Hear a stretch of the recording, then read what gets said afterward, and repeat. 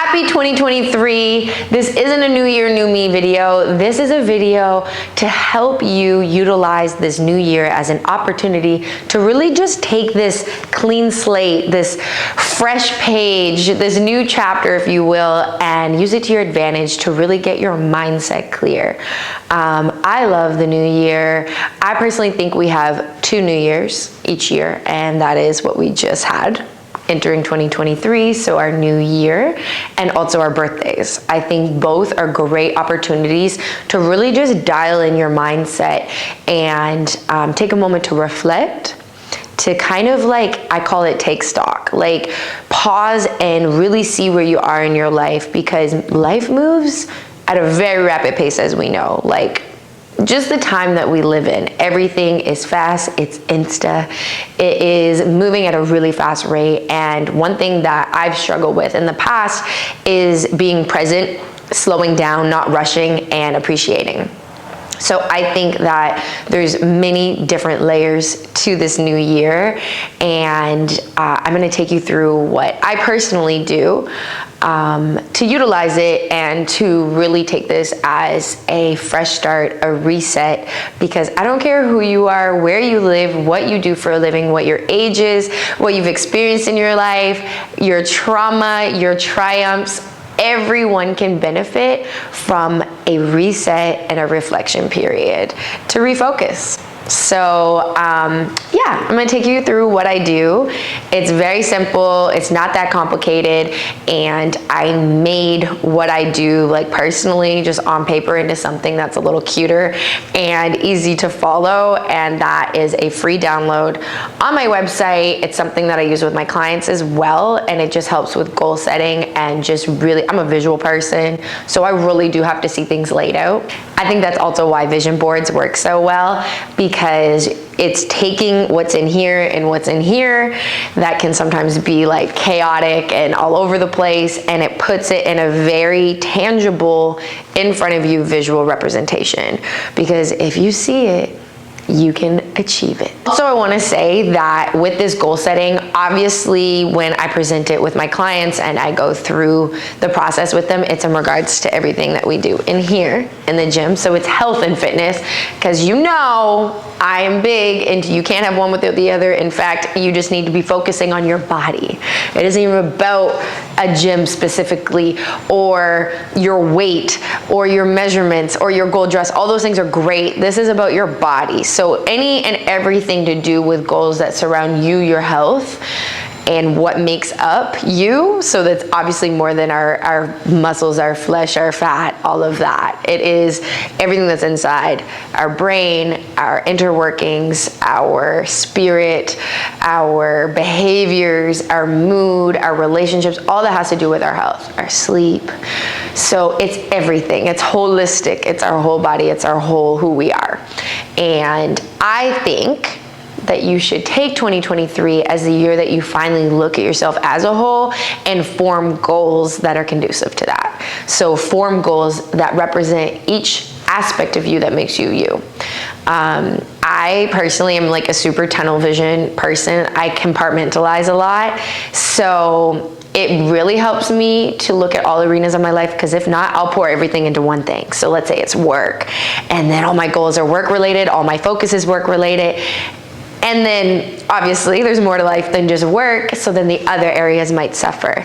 I think true happiness, balance, and being in a state of flourishing and just really enjoying life is having balance between all of those different facets, all those different compartments, if you will. I call it shoe boxes too, because I keep all my shoe boxes up on shelves in my closet. So I have my like gym shoes in one area, my going out shoes, my casual sneakers, my not so casual sneakers, and I have them all categorized.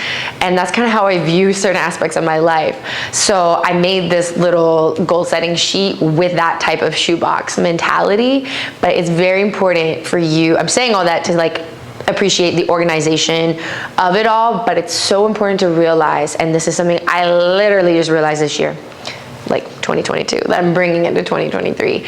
And that is, you can't just, as I said, focus on one shoebox and think that the rest are just like you can get to it when you want, or when you have the time or the space. Like, you can't ignore parts of yourself or parts of your life. You might shift your priorities or your focus slightly, but it's just super important to not be all or nothing, because I do believe that's when an imbalance can occur. That's when an energetic imbalance can occur. That's when you can feel overwhelmed, stressed. You have to feed every part of you and nourish every part of you. Another analogy I heard in reference to that once, which I loved, we've all heard, you can't pour from an empty cup, right? And it's a beautiful thing to help people out or to be present for people or hold space for people. But if you have holes in your cup and you're not filling it faster than it is being drained, you're losing, right? You're being drained. The analogy was surrounding that, and you have to make sure that you are constantly filling all the cups in your life, not just one. So having said that, let's break down what I do. I always take my top 3 to 5. Honestly, if you have 10, I love that for you, but definitely make them the bigger, broader overall goal that you want to see for the year. The other little side note I'm going to say to this is, obviously we can't control what happens. The goal is not to control what happens. Life is about going with the flow. These goals are guidelines. View it like your Siri navigation system. And obviously when you go into your Google Maps or your Apple Maps or whatever map you use, your Waze, you have to put in your destination, right? How you get there might change based upon the weather that day, the traffic. So I want you to keep that mentality with goal setting. I used to be like this bulldozer where I had my goal and I had my path, and anything that got my way, I was going to push through, even if that pushing through action and forcing it cost me more energy or maybe came with consequences of getting bumped and bruised. When there was another path or many other paths around, I was too stubborn to me it was like failing if I took those.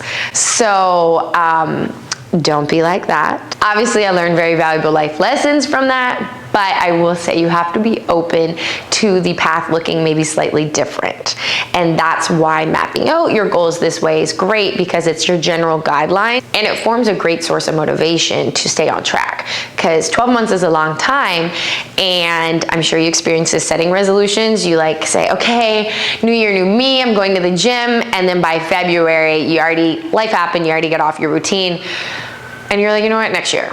Or I'm already off now, or I'll try again in the summer. So think of it as just that accountability guideline and something to help focus you moving in that direction. So we have our 3 to 5 or however many overall overarching goal. An example of an overarching goal would be to do a 5K run, an organized run, or to decrease stress in your life and heal your gut health, to work on your digestive system, to be able to eat foods and not be bloated, that type of thing. After you have these goals, what you're going to do for each goal, so each goal gets a separate page, okay? So your overarching goal is at the top, and then there's 12 columns. And these 12 columns is breaking down each month to get to that goal.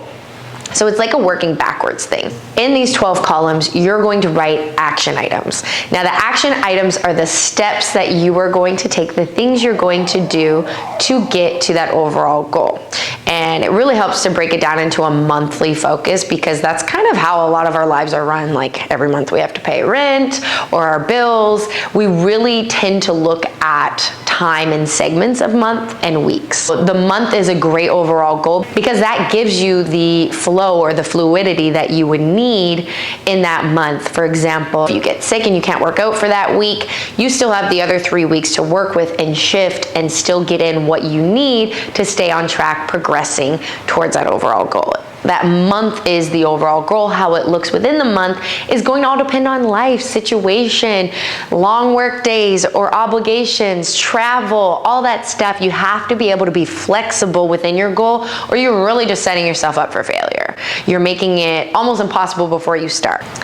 The action action items, I like to include mentalities that I might have to shift or new narratives I have to mentally write. That's something that's not tangible, but it's absolutely something that is like training your body. You have to do. You have to be intentional with it. If you set a goal, for example, let's say that overall, your goal that you set is losing weight. And you've then defined how many pounds it is, or maybe measurements. I'm a much bigger fan of measurements versus the scale. It's more tangible. It's more actually showing what progress is happening in your biometrics and your body composition. And then you break that down into your 12 steps, your 12 columns, and then your action items are to eat fewer processed foods, to increase your cardio. All those are action items. But unless you actually work on changing this, let's say maybe you have a pattern of self-sabotage thinking or a body dysmorphia tendency in your thinking, you're not gonna allow yourself, no matter all the tangible action items that were behavioral changes or lifestyle changes, none of that is really honestly gonna matter if you don't change this and let yourself actually get there, progress, get the results. So I'm really big on that. So your action items have to include things that include mental shifts or narrative changes, perspective changes, mental healing. Maybe part of your goal, even if it feels like it's unrelated because that's a physical goal, is therapy. I'm huge on that. Like nothing that you're experiencing in your life and the change that you want to occur in your life is going to happen by just doing one thing. And as a trainer, I'm gonna be the first one to say, just coming to the gym is not enough, okay? Or just training with me for an hour, it's not enough, because then you have 23 other hours in the day that you're out there, not in here, or that you're in here, not in here. So it's just super important to make sure that you're covering all your bases in these action items.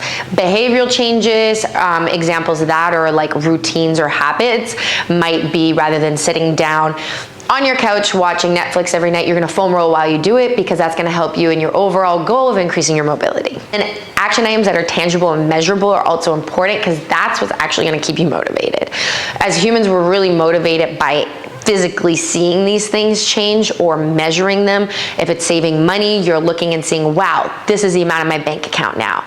If it is losing weight or changing body composition, it's a measurement. Wow, I lost an inch. Or wow, these jeans are now a size 8. So it's very important to build in things that are gonna help you stay motivated when it feels like, oh my gosh, like this progress is really slow. And then you have these things and you're like, no, I actually have come a long way. It's August and look at me killing it. So again, you're gonna fill this out for each goal. You have 12 columns, you have your action items. And now this is the very important part, because it's easy enough to get this all on paper, you know, the first week of the new year, and then you never look at it again. You have to form a method that's going to force you to keep looking at it and checking it. Maybe send it to a friend. If you work with a trainer, send it to a trainer, a family member. If you want it, it's super personal and you want to keep it close to you, that is perfectly fine too. Put it somewhere you're going to see it every day. So maybe your bathroom mirror. Every month you're going to be changing it. I really suggest physically checking things off as well. Not on your phone. Print this out, check it off. There's something very satisfying in checking off and achieving. Honestly, it's like a dopamine release. I also think just everything is on our phones now, so to have something that's not is super important. So go download it, go take this week, like really, it's a personal experience. Like set the mood, put on a good playlist, sit in your room, like get your headphones on, whatever you have to do, light a candle, and really tune in. I urge you to not set this based upon a standard that you think you're supposed to achieve. I literally was just talking with a client today about this, and how, you know, we're kind of given this like template societally of what life is supposed to look like, what the success measures are supposed to look like, what we're supposed to look like. And that template's trash. And you need to throw it out and view this as making your own template. You know, life is different for every single person and every generation. So maybe what were signs of success in your parents' generation of what age they got married and had kids and got a house, it doesn't have to apply to now, because this is a very different time and you are different and your timeline is different. So when you're setting goals, try not to set it based upon what you think you're supposed to achieve based upon society or family or what someone's telling you is successful, what social media is telling you is, or what is an admirable body composition or any of that. Throw all those templates out. Your template is what you're writing right now. And you're gonna build on that every single year. And this is designed for you because it's made by you, and you're gonna achieve everything. So start setting yourself up for success to actually achieve goals. Don't have this another year that you just set out these lofty expectations on the new year, oh Lord, here, and never check that piece of paper again or that list. This is a year you are going to get everything you want and more. So happy New Year.